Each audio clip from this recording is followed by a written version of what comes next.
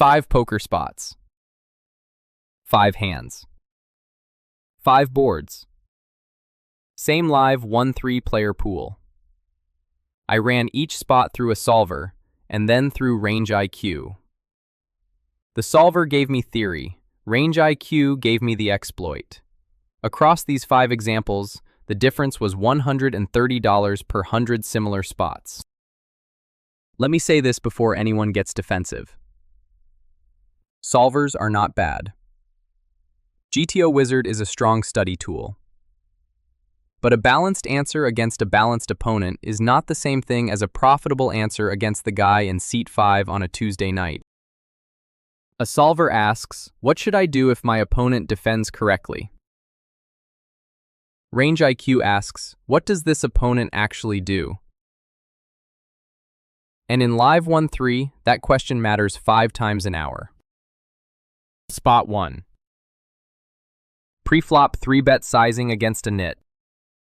Seat 5 is a nit. 2 hours in, he has opened twice. Once with ace-king, once with pocket queens. Now he opens to 12 from the hijack. I am on the button with 8-7 suited, hearts. The solver answer is mixed. Fold some, 3-bet some, occasionally call. In theory, 8-7 suited plays as a low-frequency pressure hand from the button. That is the balanced answer. RangeIQ says 3-bet larger.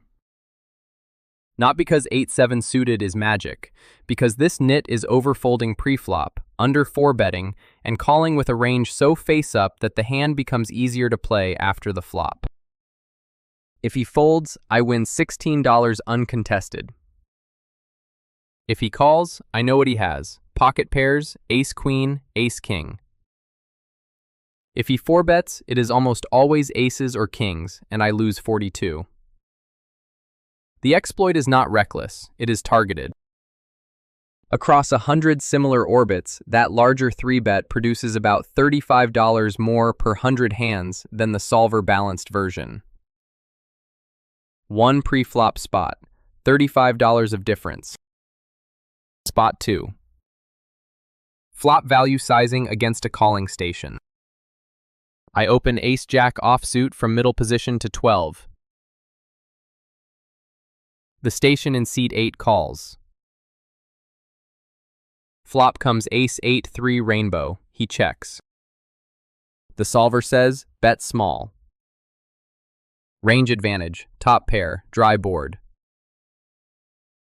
Against a balanced opponent, betting 1/3 pot protects your whole range. RangeIQ says, bet bigger. 22 into 27. Not because the board is scary. Because this player calls too much with worse. A station calls flop bets with worse aces, second pair, pocket pairs, backdoor draws, and hands that should already be gone. A tiny solver bet gets called, but it undercharges him. Against this player, top pair is not a pot control hand. It is a value hand. Across 100 similar flops, the larger value bet is worth about $18 more than the solver's small C bet. Same hand, same board, different opponent, different answer. Spot 3. Turn barrel against a tag. A tag opens from the hijack. I 3-bet on the button with king-queen suited, hearts. He calls. Flop comes jack 6-2 rainbow. He checks. I bet 30 into 73. He calls. Turn is the 4 of clubs. He checks again. The solver mixes. Barrel sometimes, check sometimes. King-queen suited has 2 overcards and range pressure but no made hand. In theory, that means frequency. RangeIQ says barrel. Every time. Because this tag has a live 1-3 leak the solver does not know about. He overfolds turns when the pressure continues. His range is pocket pairs that hate life, ace-jack that does not want to face 3 streets, and Broadway floats that missed. Against equilibrium, you mix.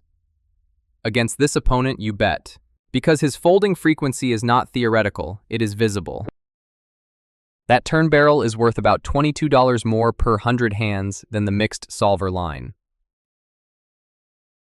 The hand did not change. The player changed the answer. Spot 4. River sizing against a recreational.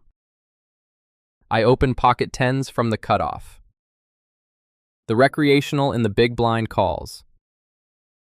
Flop comes 10, 7, 4 with 2 diamonds. He check calls. Turn is the 3 of spades. He check calls again. River is the king of diamonds. The flush completes. He checks. The solver bets medium or checks some frequency. Top set is strong, but the river changed the board. The front door flush got there.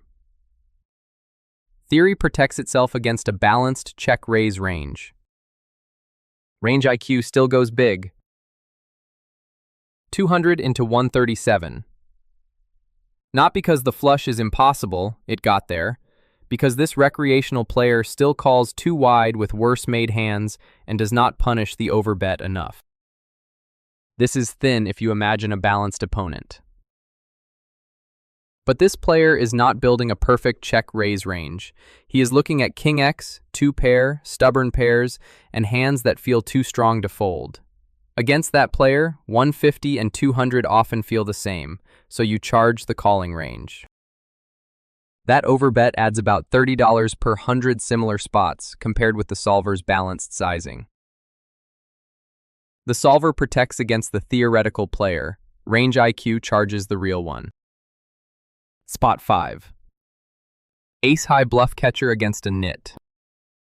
I have ace-queen on a king-10-6-3-7 board. No flush is possible. The nit leads 60 into 80 on the river after the turn checks through. I have ace-high, a bluff catcher that looks clever if you are wrong and obvious if you are right. The solver calls some. Against the right bluff ratio, ace-high needs to defend. In theory, folding every bluff catcher lets opponents print. That is true, if they are actually bluffing. RangeIQ folds. Always. Because nits at live 1-3 do not find enough bluffs in this line. When they lead into you on the river, they are not usually balancing. They are usually asking to be paid. The value hands are easy to find. King X, 2-pair, sets. The bluffs are not. The solver is correct against a player who protects his river range. This player is not protecting anything. He is value betting. That fold is worth roughly $25 more per 100 similar spots than the solver's mixed call frequency. 5 spots, 5 opponents, 5 places where theory is not enough. Now add them up. $35 on the nit 3-bet. $18 on the station value bet. $22 on the tag barrel. $30 on the recreational river overbet. $25 on the nit river fold. That is $130 in extra expected value per 100 similar spots, from 5 player-specific deviations.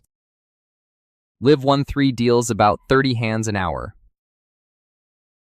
4 hours, twice a week, is around 1,000 hands a month.